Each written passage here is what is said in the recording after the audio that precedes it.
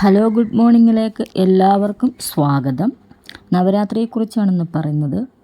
9 രാത്രിയും 10 പകലുമായിട്ടാണ് ദേവിയുടെ 9 ഭാവങ്ങളെയാണ് ആരാധിക്കുന്നത്.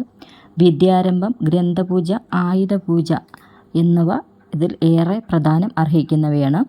ആദ്യത്തെ 3 ദിവസം സത്യസ്വരൂപിണിയായ ദുർഗയായിട്ടും അടുത്ത 3 ദിവസം ഐശ്വര്യ ദേവതയായ മഹാലക്ഷ്മിയായിട്ടും അവസാനത്തെ 3 ദിവസം സരസ്വതീ ദേവിയായിട്ടുമാണ് നമ്മൾ സങ്കല്പിച്ച് പ്രാർത്ഥിക്കുന്നത്. മഹിഷാസുരൻ എന്ന അസുര രാജാവ് ത്രിലോകങ്ങളും, അതായത് ഭൂമിയും സ്വർഗവും നരകവും എന്നിവിടങ്ങളിൽ ആക്രമിച്ചു.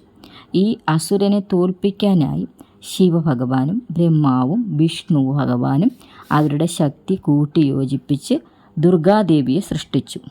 ഒരു സ്ത്രീക്ക് മാത്രമേ തന്നെ വധിക്കാൻ സാധിക്കുക ഉള്ളൂ എന്ന വരം ബ്രഹ്മാവിനിൽ നിന്നും മഹിഷാസുരൻ നേടിയതിനാൽ 3 ഉലകിലും മഹിഷാസുരനെ വധിക്കാൻ ആർക്കും സാധിച്ചില്ല. അങ്ങനെ ദുർഗാദേവി 15 ദിവസത്തെ ഘോരയുദ്ധത്തിന് ശേഷം മഹിഷാസുര ദിനത്തിൽ ദുർഗാദേവി 15 ദിവസത്തെ ഘോരയുദ്ധം നടത്തി മഹിഷാസുരനുമായിട്ട്. എന്നിട്ട് മഹാലു ദിനത്തിൽ തൻ്റെ തൃശൂലത്താൽ അസുരനെ നിഗ്രഹിച്ചു എന്നാണ് ഐതിഹ്യം.